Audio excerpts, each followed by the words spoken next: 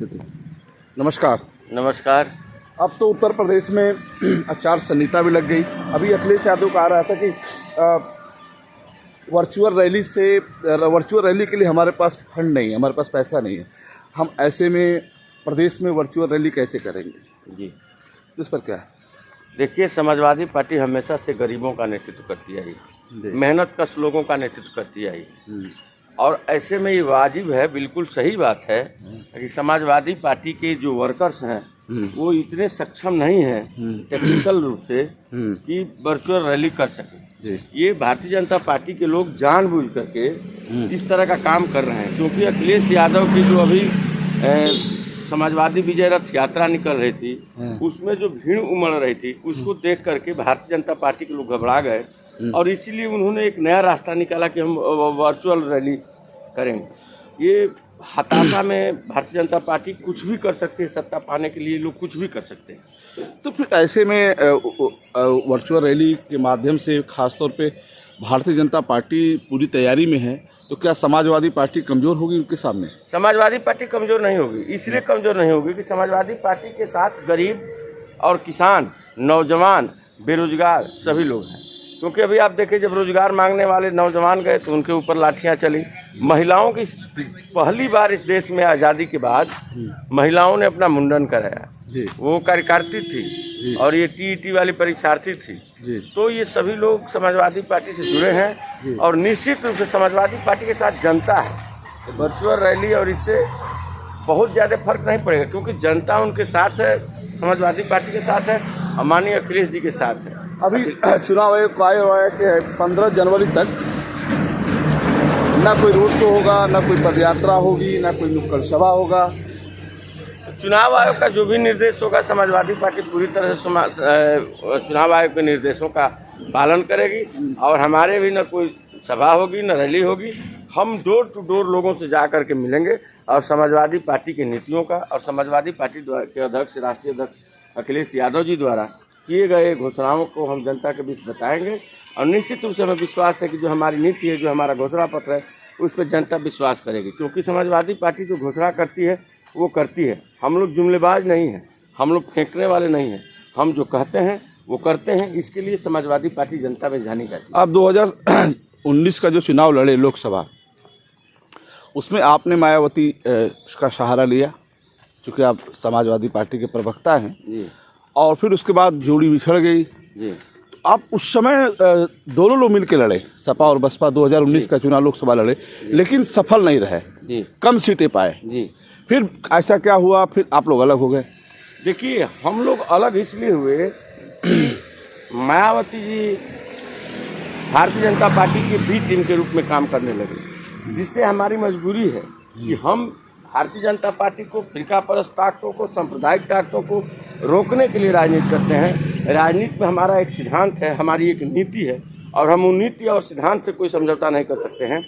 जब महंत मायावती जी ने फिरकापरस्त ताकतों के इशारे पर काम करना शुरू किया तो ये वाजिब था कि समाजवादी पार्टी का रास्ता अलग हो जाए। अच्छा, दूसरा सवाल ये है कि आप जो चुनाव लड़े 2017 का जो चुनाव लड़े आप कांग्रेस के साथ रहे, कांग्रेस से तालमेल लेके लड़े, फिर भी उत्तर प्रदेश में आप विशेष प्रदर्शन नहीं कर पाए।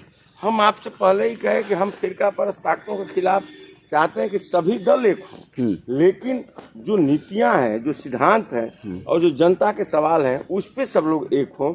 जब भी कोई जनता के सवाल से इतर कोई बात करता है तो उससे संभवतः समाजवादी पार्टी का कोई संबंध नहीं रह जाएगा, क्योंकि हम गरीब के, किसान के और नौजवानों की बात करते हैं। जी, तो वही आप कभी मायावती के साथ लिया, सहारा लिया आपने, कभी कांग्रेस राहुल का लिया, सोनिया का लिया, अब आप पूर्वांचल के नेता कह लीजिए, भाजपा के राष्ट्रीय अध्यक्ष आप ओम प्रकाश राजभर का आपने सहारा लिया है। तो वही विपक्ष ये कहता है जब ये लोग मायावती के साथ थे, बसपा के साथ थे, कांग्रेस के साथ थे, तो उस समय ये लोग विशेष प्रदर्शन नहीं कर पाए, विशेष सीटें नहीं ले पाए, तो अब क्या लेंगे ये लोग? हम देखिए, हम शुरू से कहते आ रहे हैं कि हम सिद्धांतों की राजनीति करते हैं। हम गरीब सवाल सिद्धांतों के, आप विपक्ष का ये कहना ठीक है, आपने सही कहा कि सिद्धांतों की राजनीति करते हैं, मतदाता तय करेगा कि किसकी सरकार होगी उत्तर प्रदेश में। आगे क्या कह रहे थे आप?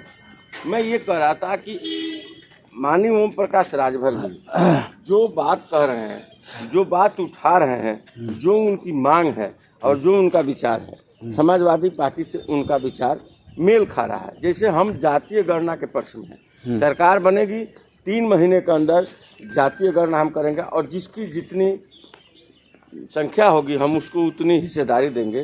सुभाषपा के माननीय राष्ट्रीय अध्यक्ष ओम प्रकाश राजभर जी का भी यही मांग है। हम शिक्षा को फ्री करने जा रहे हैं, हम सबको शिक्षा देने की बात करते हैं। ओम प्रकाश राजभर जी भी यही बात कहे और इन्हीं मुद्दों पर वो भारतीय जनता पार्टी से अलग हुए। इसलिए हमारा ये जो गठबंधन है बिल्कुल हमारे नीतियों और सिद्धांतों का एक होने का ये है और हमारा इस बार का गठबंधन दिल का बंधन हुआ है, किसी दलों का बंधन नहीं है, ये दिलों का बंधन है। अच्छा, एक सवाल और आ रहा है कि उत्तर प्रदेश की राजनीति में, खासतौर पर सियासत में, अखिलेश यादव अब तक अपने राजनीतिक कैरियर में कभी विधानसभा का चुनाव नहीं लड़े, जबकि योगी आदित्यनाथ मुख्यमंत्री उत्तर प्रदेश, उन्होंने अब दावा कर दिया कि हम अयोध्या से चुनाव लड़ेंगे।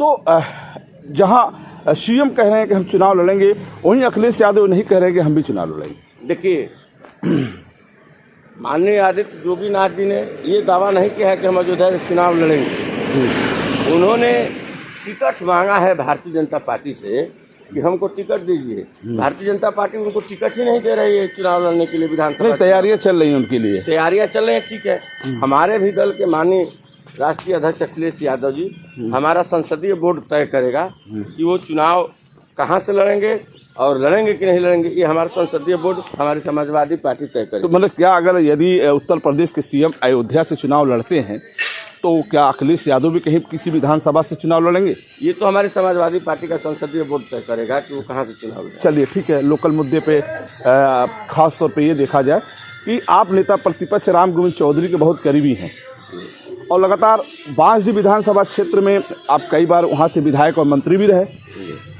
विकास के मामले में आज भी आपका विधानसभा क्षेत्र बहुत पीछे है। जनता कह रही है कि हम परिवर्तन चाहते हैं क्योंकि वहाँ विकास नहीं हुआ। आप कहते हैं कि भाजपा सरकार में विकास संभव नहीं, क्या है? देखिए, जनता वहाँ इस सरकार में परिवर्तन चाहती है। राम गोविंद चौधरी के पिछले कार्यकाल में जब समाजवादी पार्टी की सरकार थी तो बांसडीह में जितना विकास हुआ, आज़ादी के बाद कभी उतना बांसडीह क्षेत्र का विकास नहीं हुआ था।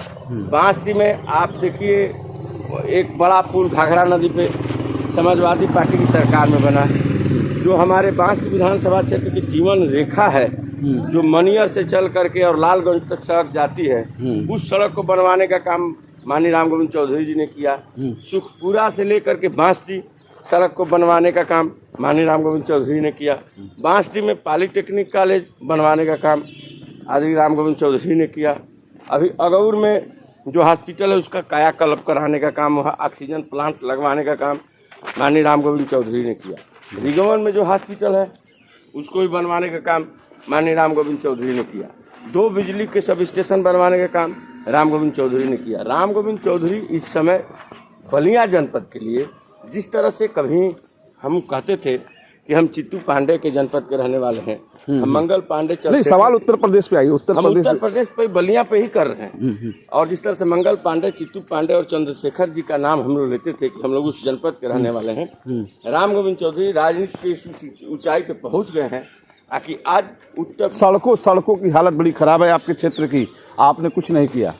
सड़कों का इन 5 वर्षों में सरकार ने कुछ करने नहीं दिया। विपक्ष के नेताओं का हाथ बांध। तो आपने अपने निधि का प्रयोग कहाँ किया? हमने अपने निधि का प्रयोग जनता के हित में किया। क्या आपने जो बताया वो तो जो निधि से, जो आपने जो भी परियोजनाओं को बताया, कि आपने जो भी योजना बताई वो उनके निधि से तो नहीं है? देखिए, निधि से बड़ी परियोजनाएं नहीं बनती है, निधि से छोटी छोटी परियोजनाएं। छोटे में आपने कहीं विशेष काम किया है जो जनता कहे हो? तो हम लोग भी घूम रहे हैं आपके क्षेत्र में, लगभग हर गांव में हमने विधायक निधि के पैसे को खर्च किया है। हर गांव के सड़कों को, छोटी छोटी सड़कों को बनाने का काम हमने विधायक निधि से किया है। चलिए सुशील जी, बहुत बहुत धन्यवाद। आप हमसे धन्यवाद आपको भी। आपने कम से कम हमसे जुड़े और खास तौर पर यूपी आजकल से आपने संवाद किया। धन्यवाद। धन्यवाद आपको।